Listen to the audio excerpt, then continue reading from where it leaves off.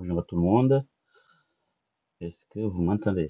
Alors, je vais peut-être enlever. Ça va être plus Oui, on sympa. vous entend très Très bien. bien. Bonsoir. Merci beaucoup. Bonjour à tous. Bonjour Omaro. J'espère que vous allez bien. Bonjour naturellement Giro, Sibiri. Bonjour à tout le monde. Pour éviter de me tromper et d'oublier. Alors, bonjour Monsieur Sarr. Bonjour Siaka. J'espère que vous allez bien. Donc, comme d'habitude, je fais également ce live en direct sur TikTok. Donc j'ai tendance à regarder les deux écrans pour permettre à certains de mes étudiants qui ne sont même pas de l'Institut Thales Afrique qui peuvent nous suivre également par la même occasion. Donc bien évidemment, vous pouvez toujours aller revisiter ce même cours puisqu'il sera directement sur TikTok. C'est ce qui est intéressant dans l'affaire. Donc je vous invite vivement à aller vous abonner, naturellement, et suivre l'ensemble de nos cours, en tout cas certaines séances. Très bien, donc aujourd'hui nous devons parler de la pratique de la diplomatie, bien entendu, et de la négociation. J'évoquerai légèrement la négociation puisque cette partie de la négociation, vous le voyez, avec mon collègue, naturellement, qui fait très très bien ce cours. Et bien évidemment, donc j'éviterai de faire de la répétition.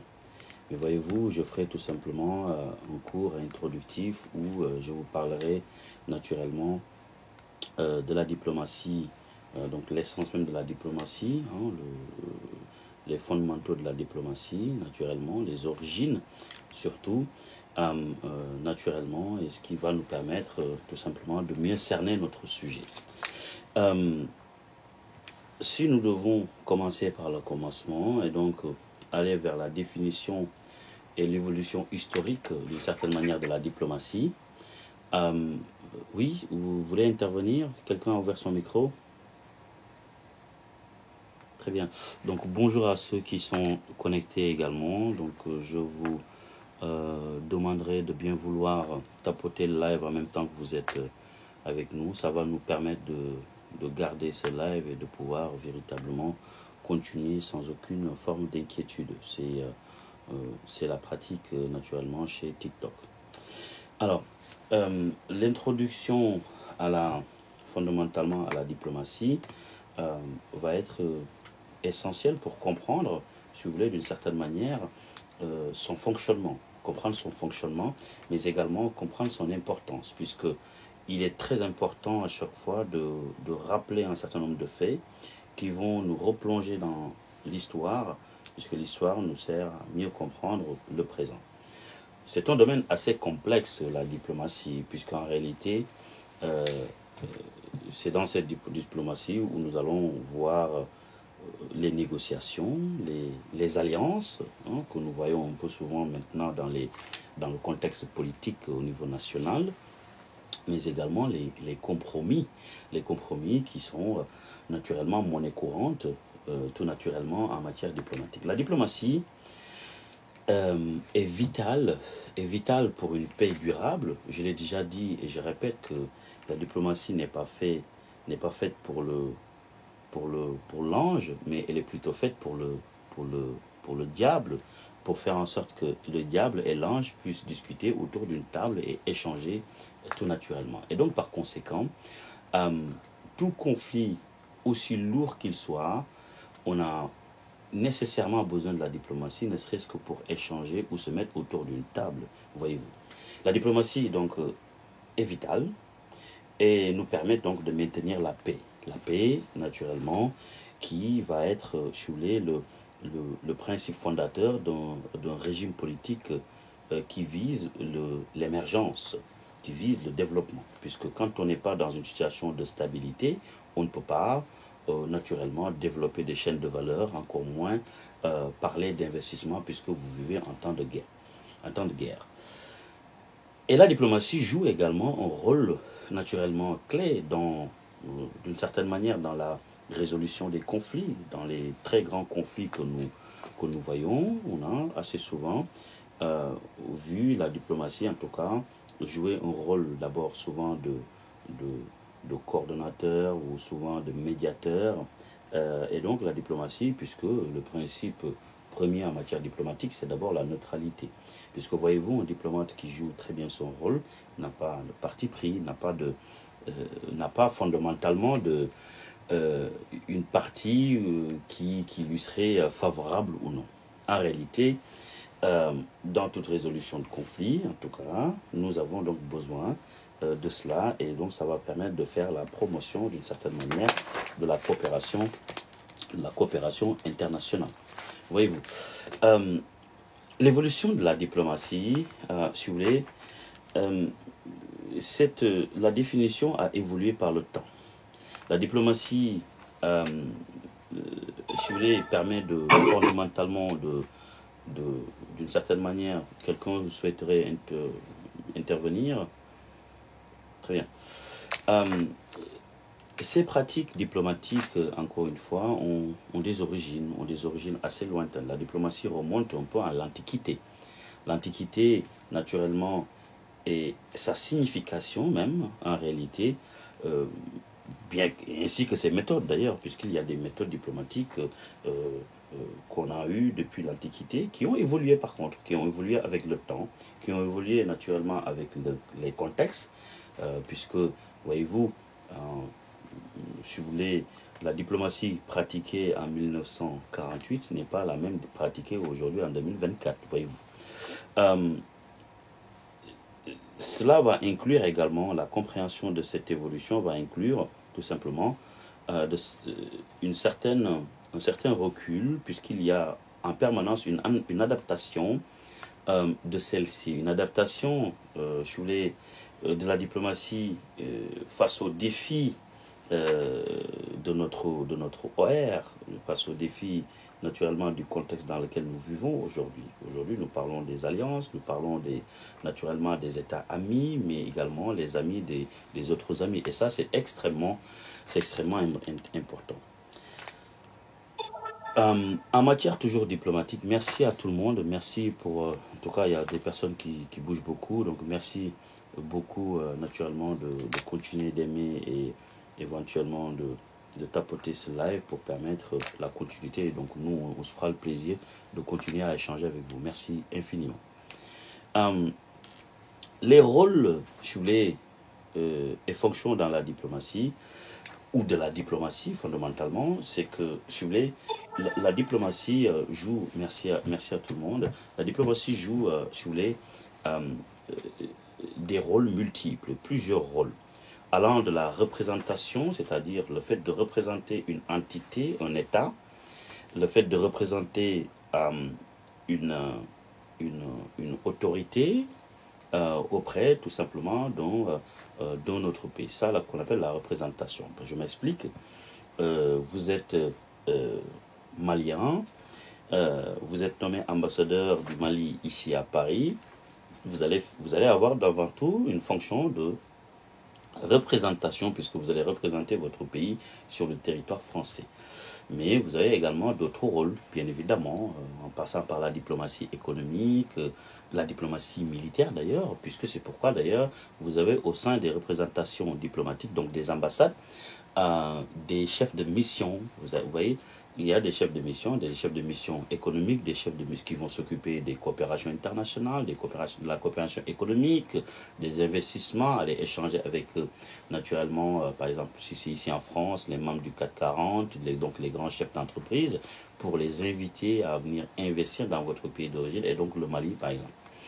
Mais vous avez également un chef de mission militaire, hein, ce que dans certains pays, on va les appeler AMNA, attaché militaire, naval et aérien, c'est-à-dire ils représentent l'ensemble des corps constitués militaires de leur pays au sein de l'ambassade. Donc finalement, ils sont des attachés militaires qui sont assez régulièrement des officiers supérieurs dans certains pays comme le Sénégal, où il y a eu des réformes avant le départ du président sortant, où il y a eu véritablement maintenant, au-delà des colonels qui sont envoyés comme attachés de défense, maintenant, il y a eu une évolution. Des généraux peuvent être envoyés au sein des ambassades. C'est un texte tout à fait légal. Et d'ailleurs, il y a eu le premier général qui est envoyé comme attaché de défense en Indonésie. Totalement légal.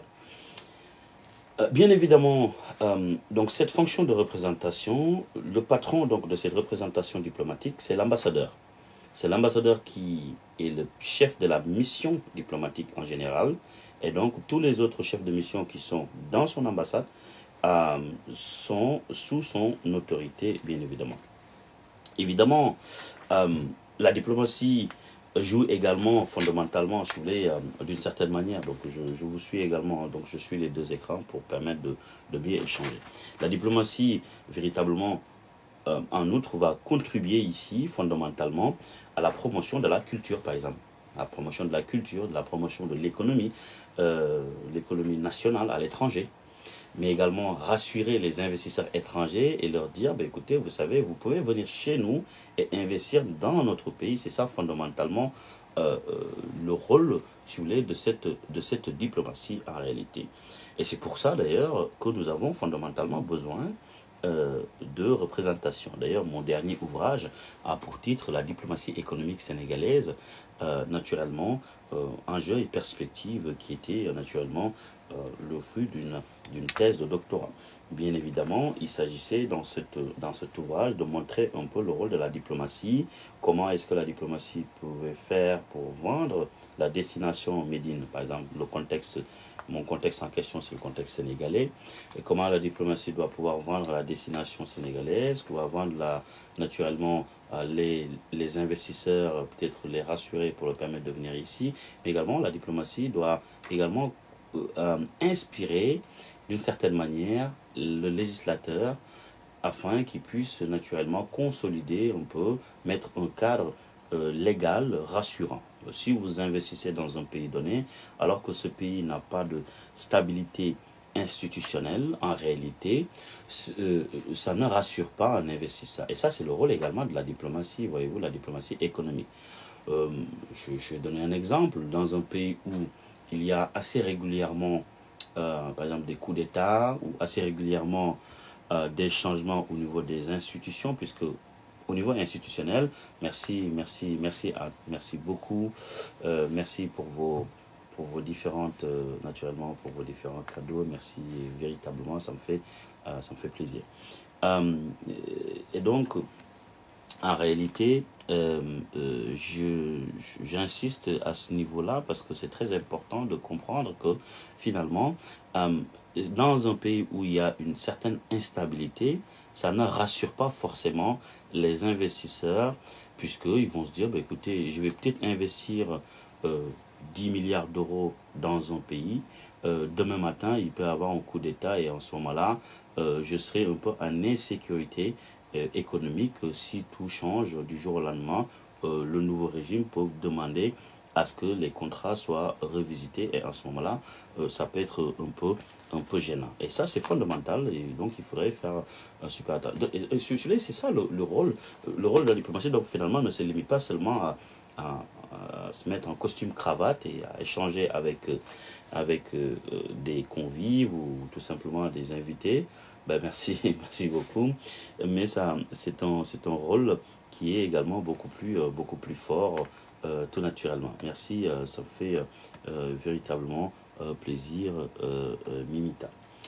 Alors, la diplomatie, si vous voulez, reste quelque chose d'assez, j'ai envie de dire, d'assez secret d'une certaine manière, puisque il y a des aspects souvent qu'on traite avec ce qu'on appelle une certaine réserve. Cette réserve-là est essentielle pour le bon fonctionnement, tout simplement, de la pratique diplomatique. Puisque si vous n'avez aucune réserve dans votre façon de faire, dans votre façon de réagir, voyez-vous, c'est un peu difficile quand même de sentir ou alors peut-être de comprendre un peu comment les choses véritablement fonctionnent. Supposons, je donne un exemple, d'un diplomate qu'on envoie dans un théâtre dans le sens de, dans un terrain où il y a une guerre, par exemple, on lui demande d'échanger avec les deux parties. Et lui, il échange tout ce qu'on lui dit, au lieu de garder ça en secret et afin d'en parler plus tard. Il sort, il en parle naturellement, il en parle à tout le monde.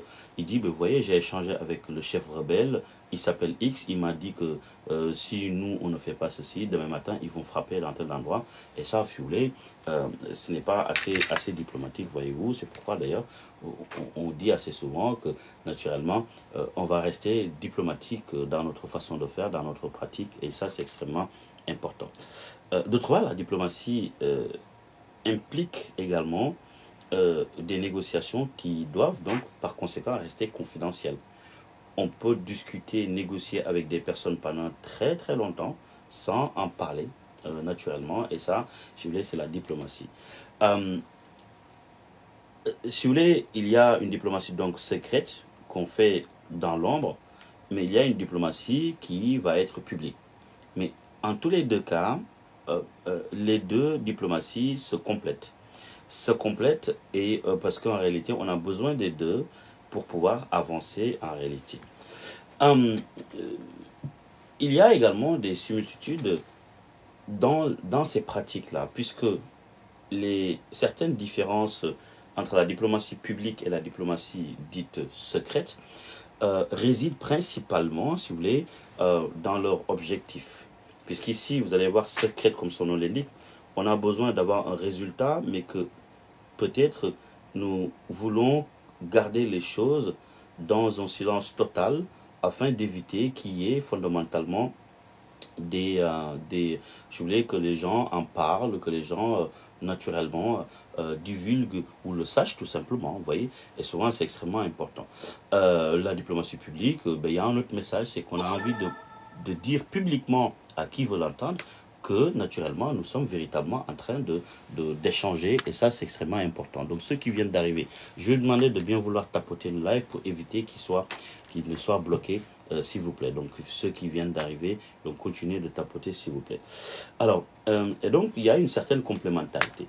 Il y a naturellement des exemples assez historiques qui illustrent un peu la pratique diplomatique naturellement, naturellement, par exemple, la diplomatie publique en l'espèce a été utilisée pendant la guerre froide pour, d'une certaine manière, influencer un peu, si vous voulez, les opinions publiques afin de leur faire comprendre que, vous voyez, les gens se font la guerre, mais ces gens-là sont capables de faire la paix également. Vous voyez, donc, il y a un objectif. Vous voyez, des gens qui ne se parlent presque pas du tout et qui sont ouvertement dans une situation de guerre, on fait en sorte avec la diplomatie publique de passer un message à tout le monde pour leur dire, écoutez, donc on va essayer d'atteindre l'opinion publique. Étrangère surtout en faveur, par exemple, des points de vue, par exemple, souvent, si on a envie de mettre en avant les points de vue, par exemple, dans certains courant politique, on peut faire souvent de la diplomatie publique pour montrer que vous voyez que nous condamnons effectivement des génocides. Vous voyez, nous condamnons par exemple la guerre naturellement mondiale. Vous voyez, et donc il y a des visées. Vous voyez. D'autre part, en guise d'exemple de diplomatie secrète, fondamentalement, inclut un peu les négociations qui sont quand même confidentielles, les négociations qui sont menées lors des traités de paix, après par exemple les guerres mondiales, hein, donc tout se menait en douce, puisque quand même les peuples souvent, dès qu'ils s'apercevaient que fondamentalement leurs dirigeants, en tout cas qui les ont peut-être envoyés naturellement sur le terrain se faire la guerre, dès qu'ils se rendent compte que en fait, ces dirigeants sont effectivement en train d'échanger entre eux, souvent ça peut être catastrophique. Donc pour éviter tout ça, on essaie de gérer les choses en douce afin tout simplement de faire en sorte que véritablement le peuple ne désavoue pas ses dirigeants. Les acteurs de la diplomatie, quand on parle de la diplomatie, fondamentalement, les acteurs premiers de la diplomatie, les acteurs que je vais appeler les acteurs classiques de la diplomatie, ce sont d'abord les États. Après, vous allez avoir naturellement les organisations internationales également qui jouent un rôle. Vous allez avoir également, vous savez, des firmes multinationales, ce qu'on appelle euh, et même les firmes transnationales également, qui jouent aujourd'hui un rôle, des particuliers également jouent des rôles en tant qu'acteurs. Des particuliers comme par exemple des artistes. Personne ne peut oser dire que un artiste sénégalais du nom de Youssou N'Dour n'influence pas de par sa musique si vous voulez, une certaine opinion. Par exemple, il peut jouer un rôle fondamental véritablement. Donc les artistes jouent un rôle extrêmement important. Donc vous voyez, c'est pourquoi les grands pays mettent très en avant, d'une certaine manière, certains secteurs, c'est l'art par exemple. Donc, si vous êtes dans certains pays comme la France, je voulais, dans l'organigramme même gouvernemental, vous allez avoir que le ministère de la Culture est, du point de vue de l'ordre de préséance, est bien coté. Donc est vraiment assez bien coté, et pour montrer l'importance de l'art et l'importance donc de la culture, voyez-vous. Et donc les artistes jouent un rôle important. Merci infiniment. Les artistes jouent un rôle important. Ce rôle-là va leur permettre fondamentalement de passer des messages, de faire de la médiation, mais également de faire la promotion culturelle et économiques souvent de leur pays. Vous voyez, quand j'ai parlé de Youssou N'Dour tout à l'heure, que tout le monde connaît, je pense que quand Youssou N'Dour va chanter Dakar, naturellement à Paris, à Londres, à New York, il est en train de faire connaître naturellement cette ville à beaucoup de pays, ainsi de suite. Et puis, sans compter, je ne vais pas citer tout son registre, et ça, c'est extrêmement important. Vous allez avoir d'autres artistes également du monde. Hein. On entend parler de Jacques Brel, on sait que quand même c'est la France. On entend parler de Sekouba Bambino, ça nous rappelle tout de suite naturellement la Guinée. Pareil, on entend parler de Salif Keïta également. Tout de suite également, on passe naturellement à un pays en question, c'est-à-dire le Mali. Et donc c'est important. Les États, certes, jouent un rôle, mais au-delà des États, vous avez d'autres maillons qui sont très forts de la société qui jouent un rôle plus qu'important. Et donc c'est pourquoi la diplomatie classique doit tenir compte de l'importance que ces gens-là ont dans la société afin de les accompagner, donc de ne pas les laisser seuls sur le terrain, puisqu'il est très important de pouvoir encadrer ces personnes, les accompagner, puisque au-delà de tout, même s'ils n'ont pas une mission officielle, ont naturellement une mission naturelle, tout simplement, puisqu'ils sont d'abord, avant tout, tout naturellement, originaires d'un certain pays. Donc les États sont des acteurs clés de la diplomatie, donc qui représentent donc naturellement leur propre pays. Par exemple, le diplomate, l'ambassadeur va représenter son pays dans un pays B. Et donc ils vont défendre les intérêts nationaux. La défense des intérêts nationaux voudrait que vous défendiez si vous voulez, les intérêts de votre pays à l'international, que ce soit même au niveau national. Quand vous faites des négociations, vous vous mettez à négocier naturellement pour que votre pays y gagne quand même, puisque vous ne pouvez pas fondamentalement négocier quelque chose alors que derrière vous sentez que ça ne marche pas. Je vais vous donner l'exemple du Sénégal, puisqu'il y a eu un changement de régime. Le nouveau régime a systématiquement renégocié énormément de contrats dans un seul but, la défense naturellement des intérêts nationaux, parce que ça c'est extrêmement important. Et vous avez entendu hier l'Union européenne qui a fait son annonce pour dire que naturellement qu'ils ont décidé de ne plus travailler avec le Sénégal dans le cadre des accords de pêche. Mais je pense que fondamentalement, je pense que l'Union européenne a d'une certaine manière à communiquer un peu plus tôt, mais sinon les autorités sénégalaises allaient l'annoncer, puisque si vous voulez, regarder au regard naturellement des finances qui ont été évoquées, on sait tout simplement que c'était pas du tout, le Sénégal ne gagnait pas de l'argent dans le cadre des accords de pêche. Vous voyez, et donc c'est ça en fait le rôle de la diplomatie. Ça c'est de la diplomatie véritablement. Et donc fondamentalement, et donc c'est d'ailleurs le lieu de féliciter la brillante ministre en question, qui par ailleurs est une brillante universitaire. Les organisations internationales également jouent un rôle très important dans le cadre de la diplomatie, puisque par exemple, une organisation nationale comme l'ONU, par exemple, l'ONU, l'Union africaine, l'Union européenne, l'Organisation mondiale du commerce, l'OMC, l'Organisation mondiale de la santé, l'OMS également, sont des organisations internationales qui jouent un rôle extrêmement important.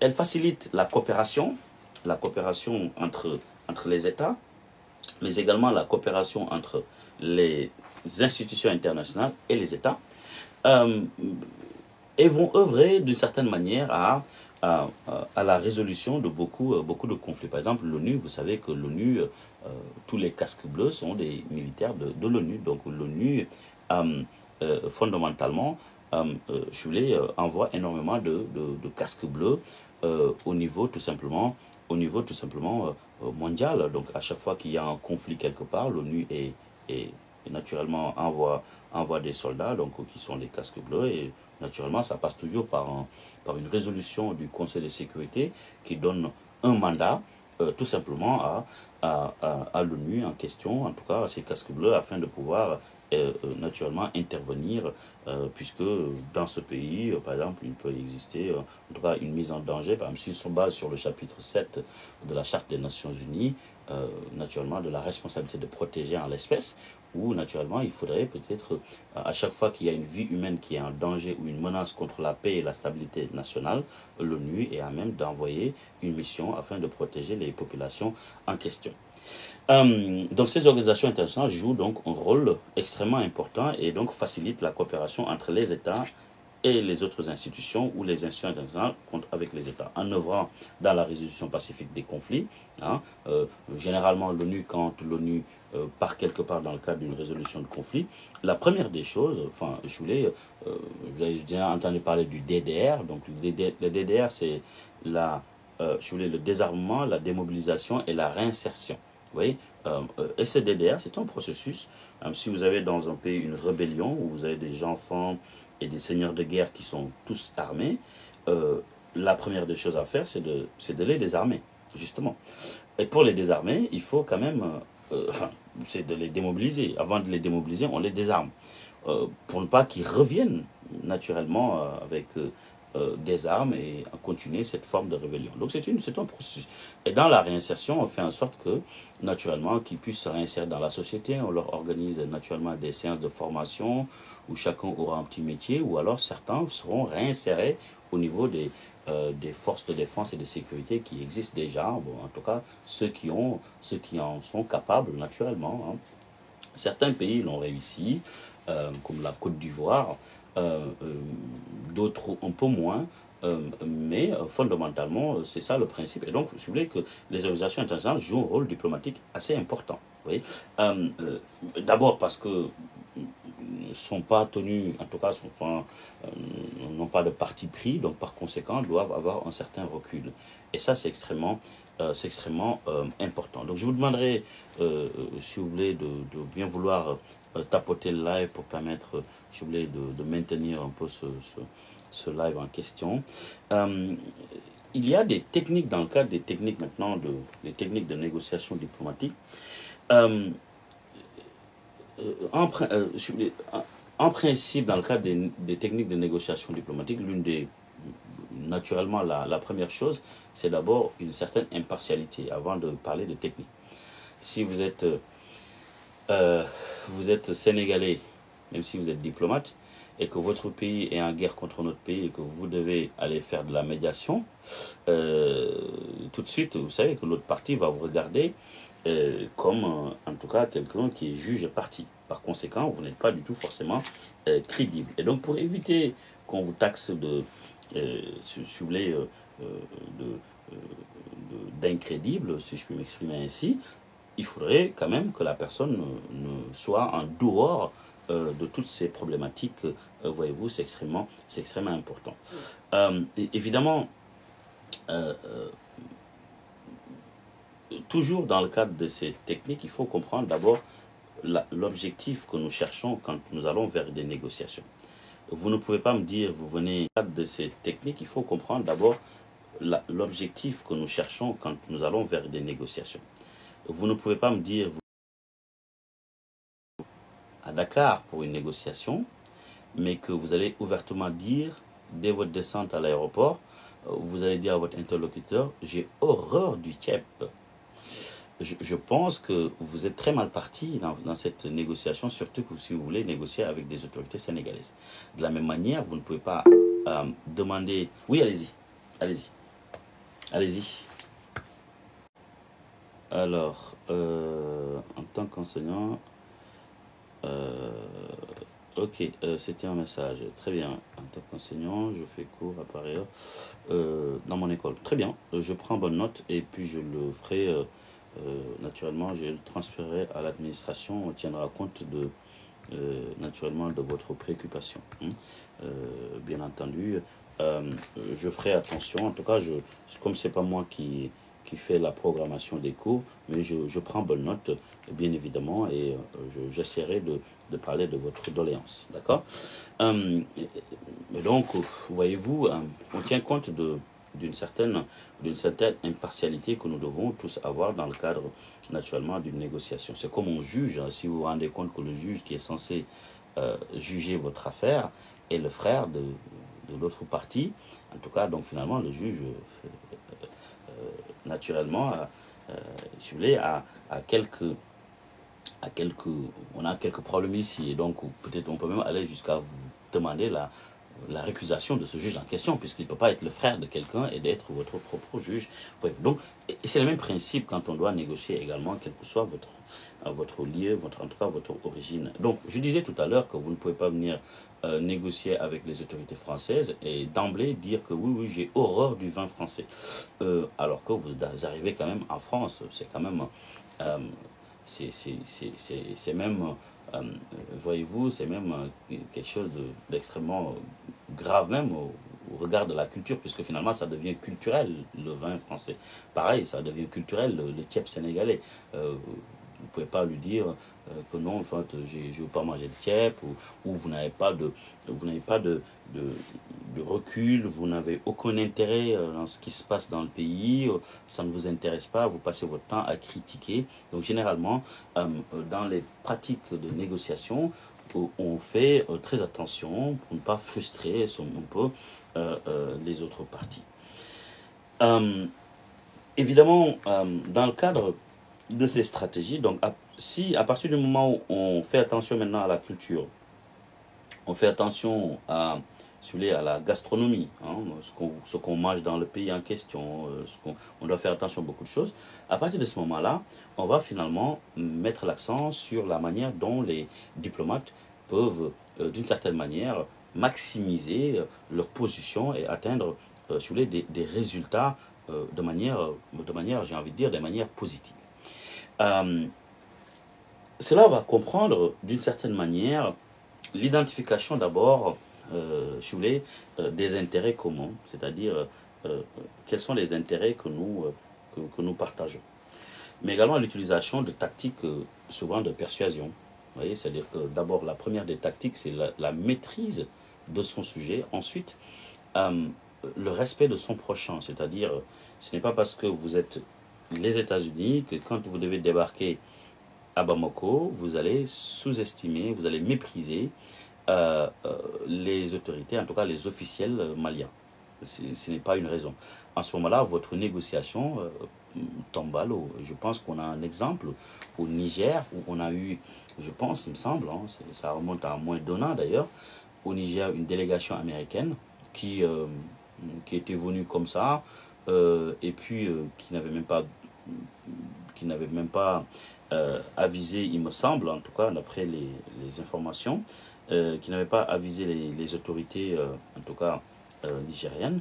Et pendant leur voyage, ils ont décidé un jour, juste un jour avant, oui, en fait, il faut que votre président nous reçoive ces instants-là avant notre départ. Vous voyez, mais ce qu'ils ont reçu, c'est très simple, c'est qu'on leur a tout simplement demandé de rentrer chez eux, puisque le président ne va pas les recevoir, il faudrait demander une audience. Donc, il y a une question de respect ici, puisque à l'inverse, cette situation ne se passerait jamais. C'est-à-dire qu'à l'inverse, aucune autorité nigérienne ne débarquerait aux États-Unis pour dire tout de suite, oui, en fait, il faut que le président Joe Biden, à l'inverse, aucune autorité nigérienne ne débarquerait aux États-Unis pour dire tout de suite, oui, en fait, il faut que le président Joe Biden, 24, les pays, on ne peut pas parler d'une certaine puissance de cette manière. Vous pouvez être le pays le plus pauvre au monde, vous pouvez être le pays le plus insignifiant au monde, mais vous avez des alliés de taille. Ces alliés de taille feront de vous un pays influent, un pays extrêmement puissant sur la scène internationale. Vous voyez, parce que tout dépendra maintenant de votre de l'ensemble des alliés que vous allez avoir, quoi. Vous voyez, vous appelez par exemple si nous restons sur le principe Mali, vous appelez le Mali, mais vous n'avez certes pas l'arme nucléaire, mais vous avez un pays qui s'appelle la Russie, qui est votre allié. Par conséquent, vous comprenez le principe diplomatique, le principe du fonctionnement des Nations Unies. Pour envoyer une mission au Mali, il faut passer par le Conseil de sécurité, où siègent les 5 membres permanents. Et parmi les 5 membres permanents, il y a la Russie. Et la Russie se trouve être l'ami du Mali. Par conséquent, aucune, si vous voulez, aucune décision naturellement à l'encontre du Mali qui serait peut-être négative ou peut-être désagréable à l'encontre du Mali ne peut sortir, puisque ce membre-là qui se trouve être l'ami de ce pays, le modèle que j'ai pris, le Mali, se trouve être membre permanent et donc qui a ce qu'on appelle le droit de veto. Et donc par conséquent, la demande de l'autre pays en face ne va jamais aboutir, même si ce pays peut avoir par exemple que 3 autres copains plus lui, ça fait 4, mais il y a un seul membre qui dépose son veto, qui dit non, je ne suis pas d'accord pour une sanction contre le Mali. Et en fait, ça tombe à l'eau. Et donc, l'évolution de la diplomatie aujourd'hui voudrait que que nous ayons des amis, c'est-à-dire que je vais me faire des amis qui vont peut-être protéger mes arrières et ainsi de suite. Ce qui se passe, qu'on avait, contrairement à la diplomatie que nous avions dans les années, j'ai envie de dire, dans les années 50, c'est qu'il fallait impérativement être puissant. Effectivement, c'est très important d'être puissant. Mais généralement, l'influence diplomatique aujourd'hui permet à certains États d'exister réellement. Et cette existence-là est quelque chose de fondamental, voyez-vous. Cette influence-là doit également servir, si vous voulez, à mettre en avant la diplomatie économique et commerciale. Cela voudrait dire que, en réalité, si vous voulez, cette diplomatie doit être quelque chose d'assez agressive du point de vue de sa démarche. Puisque si vous ne faites pas très attention, fondamentalement, vous risquez de tomber naturellement. Et ça, c'est extrêmement important. Désolé, je suis en conférence. Si vous ne faites pas attention, vous risquez de ne pas forcément réussir votre mission. C'est pourquoi, enfin, je voulais, dans certaines stratégies, certains pays, vous avez des conseils commercial pour le ministère, par exemple, des Affaires étrangères, qui n'est peut-être pas forcément un fonctionnaire du ministère des Affaires étrangères, mais qui va être fondamentalement quelqu'un qui travaille dans le domaine, peut-être qui est chef d'entreprise, que le ministère des Affaires étrangères sent peut-être qu'il pourrait aider naturellement économiquement son ministère dans un pays A, B, C. Donc ça, c'est une stratégie également qui peut être mise en place dans certains pays, comme c'est le modèle par exemple français. Vous allez avoir certaines personnes qui sont des conseillers commerciaux au niveau naturellement du ministère, et c'est extrêmement important, c'est puissant, parce que ça permet de faire un peu la jonction entre peut-être là où la diplomatie ne peut pas véritablement jouer son rôle. La diplomatie donc économique et commerciale, mais fondamentalement, revêt une importance capitale, et cette importance-là se voit un peu dans les relations internationales. Dans les relations internationales, pourquoi j'ai parlé des relations internationales? Parce qu'en fait, en réalité, ça vise un peu, d'une certaine manière, à promouvoir les intérêts si vous voulez, économiques du pays au niveau international. Donc, dans le cadre des relations internationales, par exemple, je suis français, je pars dans un pays, par exemple A, en fait, je vais défendre les intérêts de la France au niveau, par exemple, d'un pays X, Y, Z pour les propres intérêts, naturellement, de mon pays en question. Donc, à l'étranger. Donc, l'objectif, c'est